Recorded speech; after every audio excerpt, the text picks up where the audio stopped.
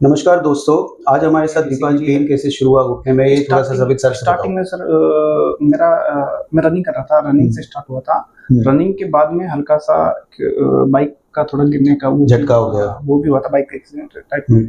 तो उसके बाद में फिर धीरे-धीरे बढ़ता गया। ये कितने टाइम से था आपके दर्द? ये लगभग सर मेरे को 1 से डेढ़ साल के आसपास। 1.5 साल हो गए। तो घुटने में हमेशा ही जब भी आप रनिंग बिकॉज़ आर्मी में हैं तो आपने मेरे को बताया भी था कि अप्रॉक्सिमेटली 4 या 5 किलोमीटर 5 आपको रोज़ दौड़ लगानी वो पड़ती है। दौड़ लगानी पड़ती है। स्ट्रिक्टली। तो आप जब लगाते थे तो आपको क्या फ़ील होता था उस टाइम पे? वो उस टाइम में जैसे मेरे को लगता था कि हालाँकि मैं रनिंग वगैरह कर लेता था, ऐसे कोई इश्यू नहीं होता था, पर रनिंग के बाद पेन होता था। रात को ज़बरदस्त होता था। और एक फ़ील होता था कि साइड से मेरे को ऐसा लग रहा है कि कुछ ज़्यादा इंजरी हो जाएगी, ये घुटना रुकेगा नहीं, आगे चला जाएगा। दर्द होता था ऐसे करके, है ऐसा ना? करके फ़ील तो होता फिर आपने एमआरआई भी कराई कहीं और? था। हाँ, मैंने पहले एमआरआई कराई थी, पर उसमें क्लियरली कुछ बताया नहीं मेंशन था। नहीं हो पाया था उसमें, और जो उसमें मेंशन हुआ था, वो इश्यू था ही नहीं एक्चुअल में। बेसिकली दीपा जी हमारे पास आए थे तब हमने इनको एग्जामिन किया था और उनके जो सिम्टम्स थे और क्लिनिकल एग्जामिनेशन पे वो मेनिस्कस टेयर के जैसा लग रहा था। अब पुराने जो एमआरआई थे उसमें अपना उनका ग्रेड 2 मेनिस्कस टेयर बताया गया था। तो जो ग्रेड 2 मेनिस्कस टेयर था वो बेसिकली हम सर्जिकल नहीं करते। उसमें हम सर्जरी के अलावा दवाइयों से एक्सरसाइज़ से करते थे। पर हमने ये जो रिपोर्ट थी इनकी ये 6 महीने पुरानी थी।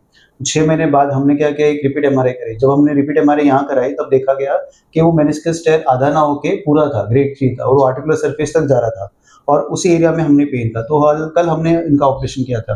ऑपरेशन के टाइम पे दूरबीन से हमने देखा, आपने देखा सारा ऑपरेशन किया था, तो उसमें हमने आपके जो मेनिस्कस था, जो posterior horn of middle meniscus था, उस मेनिस्कस को ऑल इनसाइड मेनिस्कस रिपेयर से हमने रिपेयर किया। और सर्जरी कैसी हुई? आप थोड़ा-सा हमको सवित सर से बताइए। सर्जरी बिल्कुल स्मूथली थी, और कई बार मैंने ऐसे यूट्यूब पे देखा था, सुना था कि सर्जरी होने के बाद पेन होगा, ज़्यादा ही पेन होगा, ऐसा कुछ नहीं था, नॉर्मली था। और पूरा स्टाफ हेल्पफुल था, और विशेषकर सर का जो बिहेवियर था, जो बातचीत का तरीका था, वो एक विश्वास वहीं से बन गया था। तो वो विश्वास ही मेरे को आज मैंने करवा दिया, वरना मैं ये ऐसी इश्यू होता है जिसमें इंसान पिछले 6 महीने से परेशान था।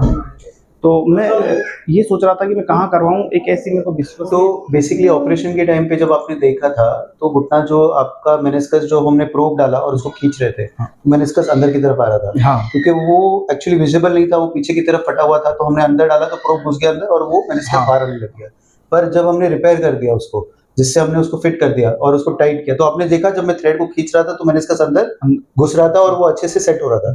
और फिर बाद में जब हमने प्रोब डाला तो वो बिल्कुल ही हिल नहीं रहा था। हाँ। तो मेनिस्कस के बीच में जो टेयर है, वो टेयर जो है वो चिपक गया और अब जो उसको हीलिंग का टाइम मिलेगा और उसकी जगह मिलेगी। नॉर्मली कोई भी चीज़ अगर हम 2 छोर है उसको हमको चिपकाना है, तो हम क्या करेंगे कि उन दोनों को पास में रख के उसके बीच में गम लगाएँगे, तभी तो वो चिपकेगी। नहीं तो अगर हमने उसको बार-बार ओपन क्लोज़ करते रहा तो वो चिपकेगी क्या? नहीं चिपकेगी। तो आपका ये समझो ये मेनिस्कस टेयर है यहाँ पे, है ना? तो जब भी हम वॉक करते हैं, चलते-फिरते क्या होता है, ये खुलता है, ये बंद होता है, ये खुलता है, ये बंद होता है।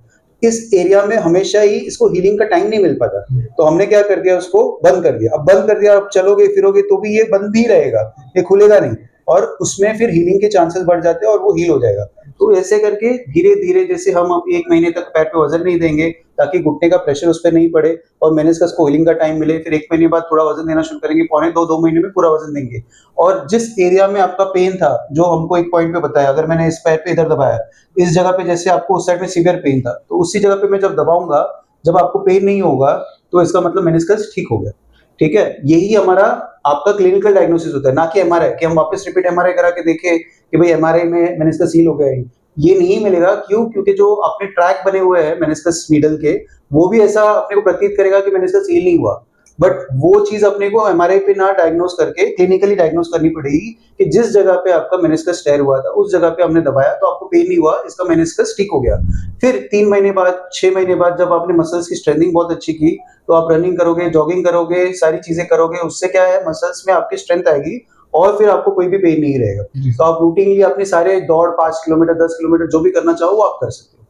ठीक है? आप आपके जो प्रॉब्लम है, आपके जैसे कोई भी आर्मी वाले जो भी हमारे जवान हैं, उनको कोई तकलीफ होती है ऐसी लिगामेंट्स की, तो उनको आप क्या सलाह देना चाहोगे? मैं इसको लेकर ये बोलना और जीवन चाहूँगा। रेखा हॉस्पिटल के बारे में भी आप क्या बताओगे? मैं इसको लेकर ये बोलना चाहूँगा कि ये एक ऐसी प्रॉब्लम है जिसमें इंसान ना पूरी तरह टूट भी जाता है अंदर से, और वो ये सोचता है कि मेरे को एक ऐसी जगह मिले जहाँ पे मैं पूरी तरह विश्वास हो मुझे, और मैं अपना कंप्लीटली, अब मैं पिछले 6 महीने से इसी समस्या से बार-बार इधर-उधर, कहीं बाहर हॉस्पिटल में, कहीं इधर मैं ट्राई कर रहा था। पर मेरे को ऐसा कोई लगा नहीं था कि जहाँ पे अपन करवा सके और ऐसा एक विश्वास डेवलप हो सके, ट्रस्ट डेवलप हो सके, जहाँ पे अपन अपना पूरा ऑपरेशन करवा सके। ये पूरी अपनी लाइफ पे बेस्ट चीज़ है। अभी मेरी 27 एज है, आगे की पूरी लाइफ इसी पे बेस्ड है। और वैसे स्पेशली आर्म्ड फोर्स से जो है, सीएपीएफ से जो है, उनके लिए तो ये विशेष चीज़ है, क्योंकि उनके लिए रनिंग है, जंपिंग है, जॉगिंग है, सारी चीज़ें उनके लिए तो जरूरी है। उनके लिए एक ऐसी जगह जहाँ से ट्रस्टेबल काम हो सके, ट्रस्टेबल इलाज हो सके, वहाँ करवाना चाहिए। और मुझे इस बारे में सर का बिहेवियर, हॉस्पिटल की जो फैसिलिटी है, इस हॉस्पिटल का जो स्टाफ है, बहुत सपोर्टिव स्टाफ है। मैं यही कहूँगा, आप कोशिश करें, आप एक बार आएँ, बात करें, और आगे का आपका डिसीजन है, आप देखें एक बार। तो हमारा जो है टारगेट होता है पेशेंट्स को, ये नहीं कि भाई आप आओ, आप ऑपरेशन करो, आप घर चले जाओ। हमारा जो होता है ये लॉन्ग टर्म एक गोल होता है, और एक हमारा एक रिलेशनशिप पेशेंट के साथ बन जाता है। तो आगे भी आपको कोई भी दिक्कत आए या कोई भी इशू रहे, मेरा नंबर है, आप मुझे व्हाट्सएप कर देना। और हम आगे भी 3 महीने, 6 महीने और आगे भी कोई भी दिक्कत आए तो we are there for you and we are as a family now. जी सर। ठीक है सर? तो नमस्कार दोस्तों, एंड होप ये आपको वीडियो अच्छा लगा है।